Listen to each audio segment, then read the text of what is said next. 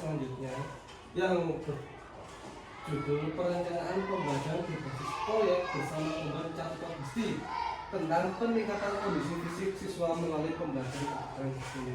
Nah, di sini saya tidak akan bekerja sendiri, tapi di sini saya akan bekerja bersama guru mata pelajaran PKN dan mata pelajaran bahasa Inggris, yang dimana ada tentang kebugaran, kecintaan terhadap diri sendiri, dan tentang bahasa-bahasa dalam bahasa Inggris yang ada di PJOGA.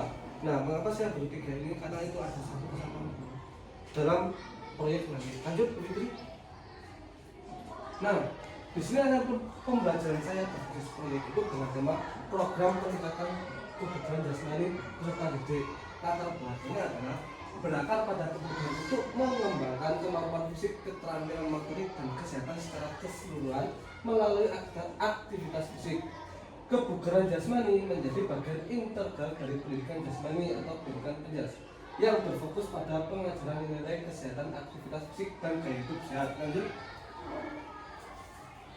Nah, pemetaan aset, saya petakan aset kita sesuai yang ada di sekolah, yaitu pertama fasilitas, yaitu lapangan sekolah yang cukup untuk melakukan gerak aktivitas anak-anak nanti, atau halaman rumah untuk melakukan saat belajar rumah, karena proyek ini akan berjalan selama 1 minggu Bapak Ibu sebelumnya nanti. Nah, SDM yaitu sumber daya manusianya, ada siapa saja? Kepala sekolah, wali kelas, guru PJOGA, peserta didik, dan wali murid saat kegiatan belajar di rumah. Itu nanti wali murid yang akan menjadi mentor atau menjadi yang melihat anak-anak saat melakukan aktivitas. Yang terakhir adalah kondisi. Banyaknya kondisi fisik siswa yang dinyatakan kurang bagus. Kurang bagus itu adalah gampang capek, gampang gak kuat untuk melakukannya. Dan proyek ini betul untuk meningkatkan kondisi siswa anak tersebut, terutama di sekolah kita. Nah, tujuan proyek ini bagian umum adalah memahami pentingnya menjaga kebugaran jasmani untuk kegiatan atau aktivitas sehari agar tidak mudah lelah atau tidak mudah capek.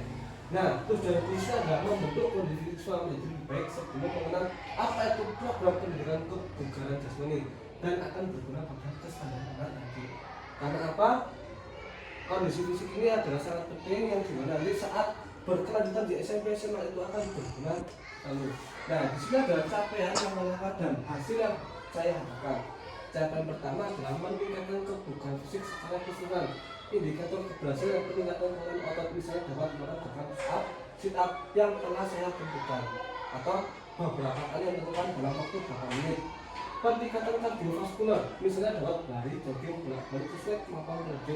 Tadi juga akan saya tentukan joggingnya itu berapa kilometer, larinya berapa kilometer, dan atau berapa menit. Cara keduanya membentuk rutinitas terjadi indikator keberhasilan pembentukan pola hidup aktif dalam kegiatan dari gerak motor, yaitu jalan kaki, bersepeda, naik turun tangga. Lanjut. Nah, langkah aksi tes awal ini adalah untuk pengukuran terlebih dahulu, melakukan tes fisik awal seperti lari bolak-balik, push up, dan sit up. Untuk dibantu melatih kekuatan misal naik turun tangga, latihan kardio misal lari, jogging, dan bersepeda. Itu nanti akan saya bandingkan dengan tes akhir nanti, yaitu sebelum itu akan saya membuat jadwal mingguan, menyusun jadwal yang jelas untuk latihan kekuatan maupun kardio. Misal sebelumnya dari selanjutnya saya berapa? Nah, jadwal latihan yang saya lakukan adalah seperti ini: kardio dan jogging. Itu pertama yaitu 20 menit saja, jangan lama-lama. Karena apa? Karena di awal pasti mereka akan kaget dan capek. Kalau saya kasih langsung target berapa kilometer, berapa menit yang sama sampai 1 jam, karena minimal olahraga itu 40 menit untuk kardio. Dan selasanya adalah rest atau istirahat. Itu saya gunakan agar mengembalikan sirkulasi tubuh mereka atau stamina mereka akan menjadi fit lagi saat pada hari Rabu, yaitu tentang sit up, push up, dan back up. Di sini saya tambah back up karena apa? Untuk membantu tulang punggung dia. Jadi agar semua kekuatan tubuh mereka kena 20 kali terlebih dahulu. Nah, Kamis itu akan istirahat lagi untuk pemulihan. Jumat, nah ini baru lari 2 km. Mungkin hari 2 km bagi anak akan sangat capek, maka itu sudah saya susun sedemikian rupa.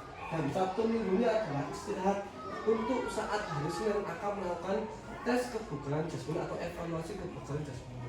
Nanti program ini, program kejuruan ini berstruktur dan mitra dan dinas belajar target besar itu fase C, kelas 4 dan kelas 6 yang berjumlah 60 siswa yang usia rata-rata 11 sampai 12 tahun. Mapel yang menjadi penggerak yaitu adalah saya sebagai guru PJK tentang kebugaran jasmani, dan mapel yang terlibat yaitu PKN, bahasa Inggris dan PJK.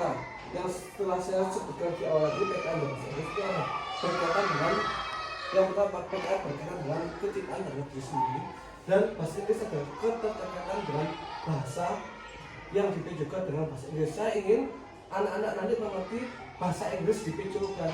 Biar saat saya melakukan bilang sit up, push up, jogging, itu anak bisa paham, dan nanti guru bahasa Inggris juga akan terlibat untuk membantu menghafalkan kata-kata yang ada di gerakan nanti itu.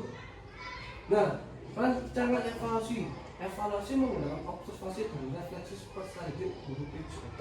Nah, evaluasi nanti adalah saya akan pertama bertanya sama anak apa yang telah dia dapatkan, apa yang kurang dari mereka, dan apa yang ingin lakukan setelah melakukan latihan fisik itu. Nah, selanjutnya guru PJK tidak masuk dalam program peserta didik yang mengikuti program berdasarkan keikutsertaan aktif dan program. Soalnya ini bukan guru PJK, ini ada guru PKN yang membantu dalam pelaksanaan program nanti ya, seperti yang saya jelaskan ini Bu. Nah, di sini saya terakhir bahkan kalian jangan solusi. Tantangannya adalah peserta didik memiliki kondisi fisik dan kekuatan yang berbeda-beda. Tidak semua anak-anak itu memiliki kondisi fisik yang sama, sehingga satu program kebugaran jasmani tidak cocok untuk semua orang. Nah, tantangan ini hampir saya hadapi di semua anak karena tidak ada kemampuan yang sama antara yang meskipun mereka sama-sama suka olahraga, itu belum tentu kondisi mereka itu sama, karena ada yang kuat di kekuatan, ada yang kuat di kebugaran dan kekuatan itu sangat beda. Solusi, lakukan asesmen awal terlebih dahulu terhadap kondisi fisik masing-masing peserta didik. Setelah itu susun program kebugaran jasmani yang dapat dimodifikasi sesuai kemampuan peserta didik atau memberikan intensitas yang diperlukan saat latihan. Nah, dari sini yang dari dasar tadi itu nanti proyek akan berjalan selama 1 minggu, yang dimana nanti hari Senin akan saya berikan kepada anak-anak asesmen awal untuk tes pertama yaitu sit up, push up, back up, dan lari bolak-balik. Itu akan saya asesmen awal. Setelah itu akan saya berikan jadwal. Mereka akan latihan di rumah, dipantau oleh orang tua melalui video atau bentuk foto. Nah, setelah mereka melakukan itu semua, hari Senin, Rabu, dan Jumat, nanti Senin depannya akan melakukan proyek tersebut. Proyek itu akan dihasilkan oleh mereka. Nanti jika ada perubahan dari yang pertama cuma kuat segini dan pertama kuat dari bolak-balik cuma 5 menjadi 6 atau 7, itu berarti sudah keberhasilan mereka dalam bentuk proyek P5 ini nanti. Jadi jika ada peningkatan dari asesmen saya, berarti anak sudah termasuk ada peningkatan atau sudah masuk dalam proyek P5 ini nanti. Nah, sekian dari saya minta bantuan Bapak Ibu Guru untuk melakukan proyek P5 ini agar berjalan berhasil. Sebelumnya saya akan melakukan template fasil saya di sini banyak bicara, pasti banyak salah, saya mohon maaf dan saya